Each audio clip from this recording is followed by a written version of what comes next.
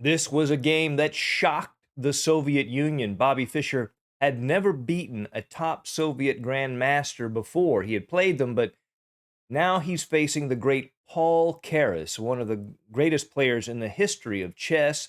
It's in the depth of the Cold War between the United States and the Soviet Union, and chess has become a symbol of intellectual dominance. And the Soviet Union was winning on the chessboard, and in comes this one player, Bobby Fischer, against the great Paul Keres. And this game is a real fight, and it includes a brilliant and somewhat shocking move. I think you'll enjoy it. Fischer has white, Paul Keres has black. Let us jump right in. E4, E5, knight F3, knight C6. And we see Fischer play his famous Ruy Lopez system, which he played almost exclusively.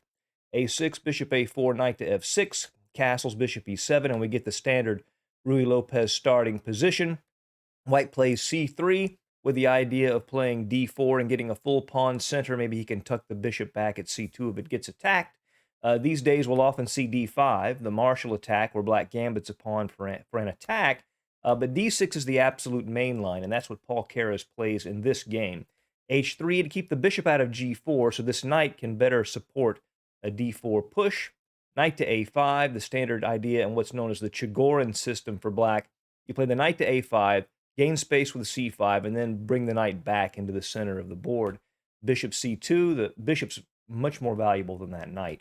C5, black gains space on the queen side, although he does leave a weakness on D5. He has a bit of a hole here that Fischer might be able to exploit later.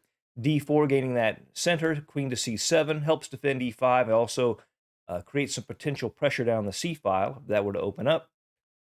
Knight B to D2 and CD4, CD4, and that C file does open up, and the queen aims down that file. Bishop to B7, there's also bishop to D7 is also a mainline move.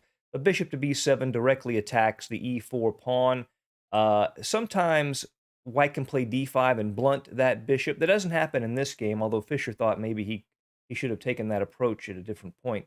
Knight to F1, the knight reroutes, can go to G3 or E3, aiming at these D5 and F5 light squares in black's position. Rook A to C8, and Keres already has a threat to win the bishop at C2, so bishop to D3, Fischer steps out of the way. Knight to C6, recentering the knight and attacking the D4 square.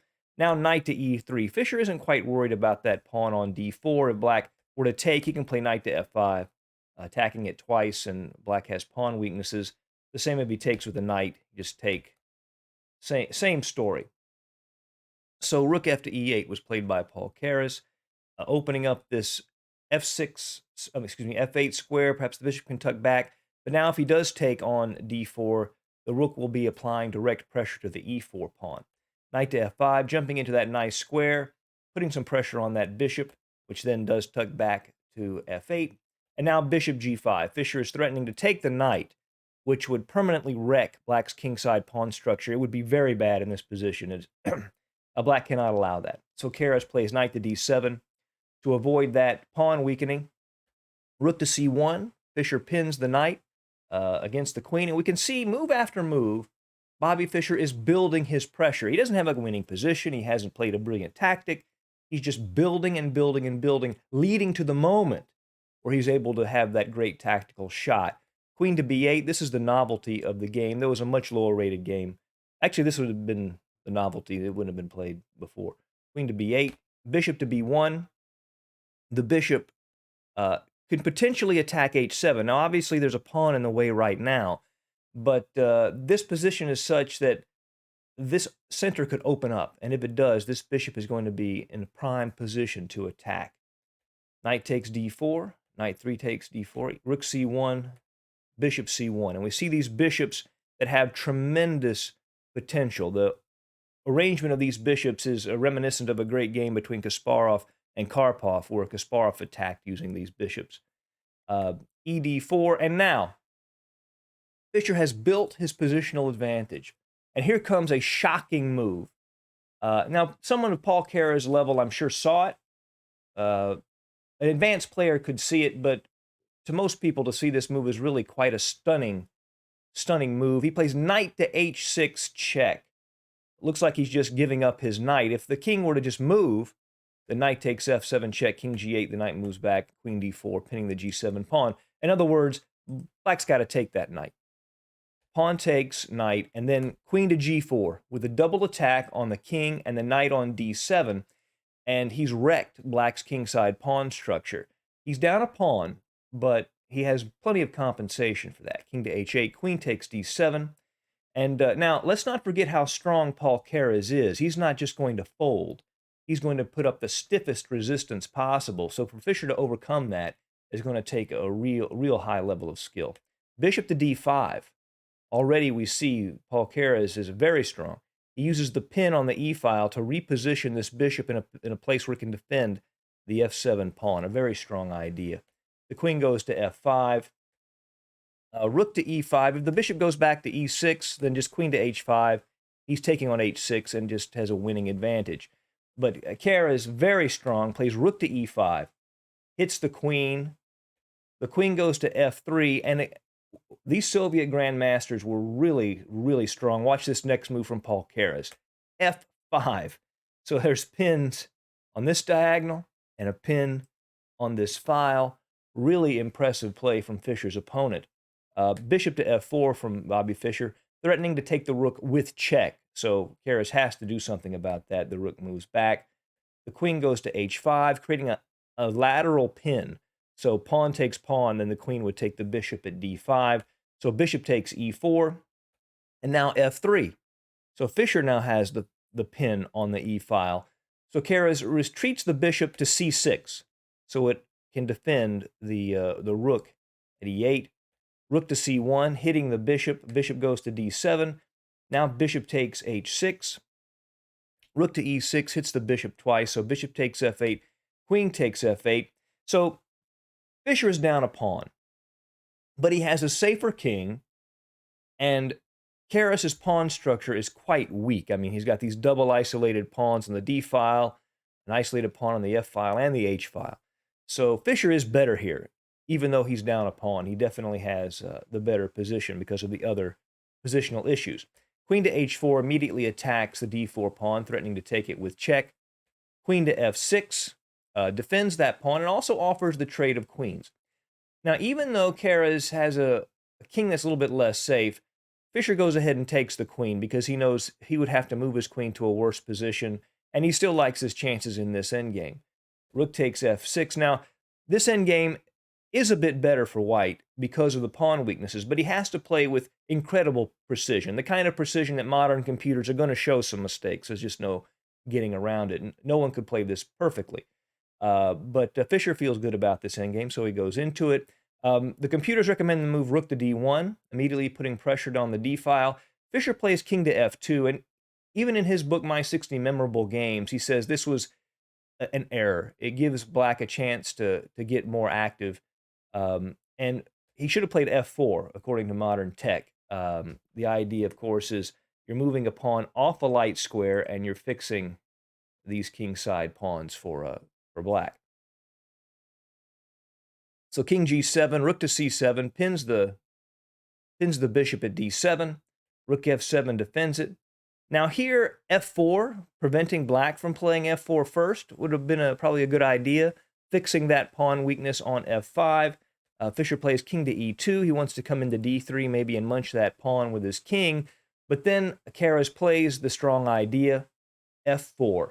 Again, we're talking about what today we would call a super grandmaster. I mean, that's how good Keres is. So now Fischer cannot play king to d3 because bishop f5 check would crush him. He'd lose his rook, or he could lose his bishop. He could lose everything. So he has to play differently. So he plays rook to a7, attacking the a6 pawn. Here, Keres could have played b4, which would have indirectly defended a6, because if he takes, then bishop to b5 check would have been a double attack. But he plays king to f6 instead. Rook takes a6, rook e7 check, king f2, bishop to e6. Bishop to f5 is what modern computers show as a better move. After bishop f5, king f5, it believes this is black's best chance to hold, and sees this almost as equal. But for a human being, excuse me, let me get this position back. For a human being with this many pawn weaknesses, the idea that this is an equal endgame, it just isn't very realistic. I think Fischer would have done very well in this position. But Keres instead plays bishop to e6. Now rook takes d6, and Bobby Fischer has a clear advantage again at this point. Having recouped that pawn, he's now up a pawn, and he has a pin on the bishop at e6. Black's king goes to e5. The rook comes back to c6. Now, it looks like rook to b6 is the more natural move, attacking the pawn at b5. But after bishop c4, b3, d3, pawn takes, Black would have these two nice pawns that would be worth the minor piece, and Black would be in very good shape in that case. So Fischer, anticipating this, doesn't go directly for the pawn, but plays rook c6.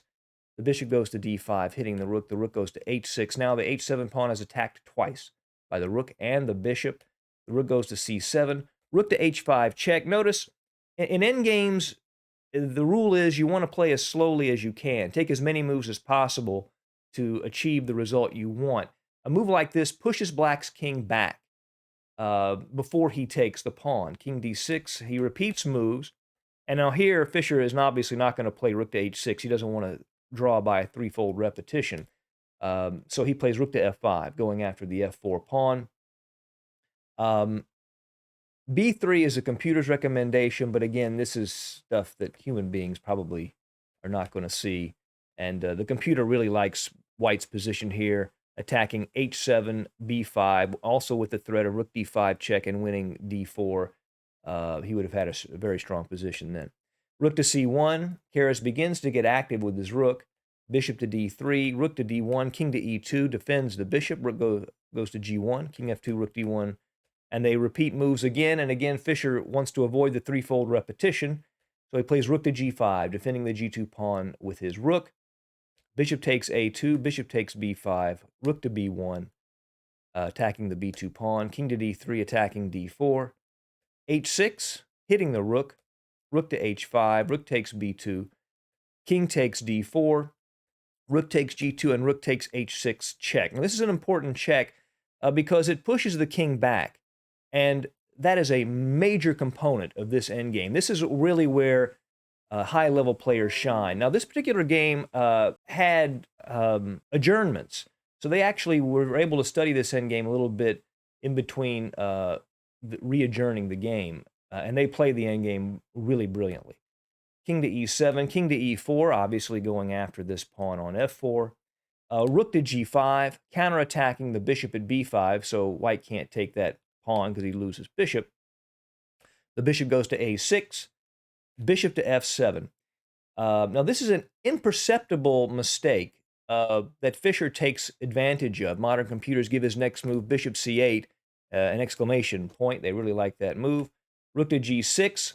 Now here, this is very important to understand this endgame. If he takes the rook, this, I think, as far as I know, is a theoretical draw because of the position of this king at f6. And we'll look at this endgame a little bit as we go because it's a very important endgame to understand. Fischer wants to push this king back before he makes that exchange.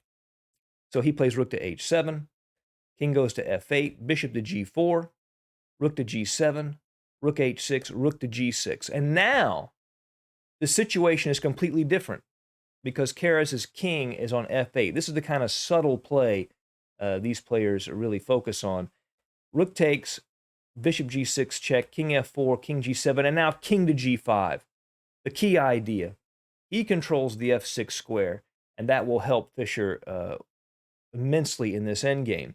For those of you who have some endgame training, you will notice that if this f-pawn were off of the board, this would be a textbook draw for Black, and we'll see why here in a second. Bishop to d3, f4, bishop e4, and if Fischer played f5 here, that would be a terrible mistake, because after bishop f5, king to h8, this is an absolute draw, because his bishop is a different color than the queening square. This king will just move back and forth, and if the pawn advances all the way to h7, it would be a stalemate. This is called the wrong-colored pawn, bishop and pawn endgame, and Fischer's not going to allow that, obviously. h4, bishop d3, h5, bishop e4, h6 check, king h8, bishop to f5. He needs to find a way to advance this f-pawn where Keres's bishop can't capture it. So the bishop moves, bishop g6, bishop e6, obviously. Again, he wants to stay in contact with that square. King to f6 hits the bishop. F5 would just be a draw, as we've seen. King to f6, bishop moves back. King g5, bishop e6, bishop h5. He has to use tempos. Obviously, bishop to g4, bishop c4, and now f5. He's able to advance the pawn without it being captured. Bishop f7, bishop h5. Any exchange of bishops obviously would be winning for white. Bishop c4, bishop to g6 check, king g8, f6. And a very, very strong move. Bishop to d5. And in this position, Keres resigned. And here's the reason why. Here's why. This is the winning process that both of them knew, so they didn't play through it. But after bishop d5, the king basically marches all the way to this square, then controls this bishop's access to f7. So let's look at it. Boom, boom, boom, boom, boom, boom. Now bishop f7 to keep the bishop out, bishop to b1, bishop to e8. Bishop comes back to a2, again wanting to control the square. But after bishop d7, bishop b3, bishop e6, blocking off that bishop's access to f7, and then king h7, f7, and the pawn could not be stopped. So this unbelievable battle between two strong players shocked the Soviet Union because an American, Bobby Fischer, finally defeated one of their best. I hope you enjoyed the game. See you again soon at Chess Dog. Goodbye.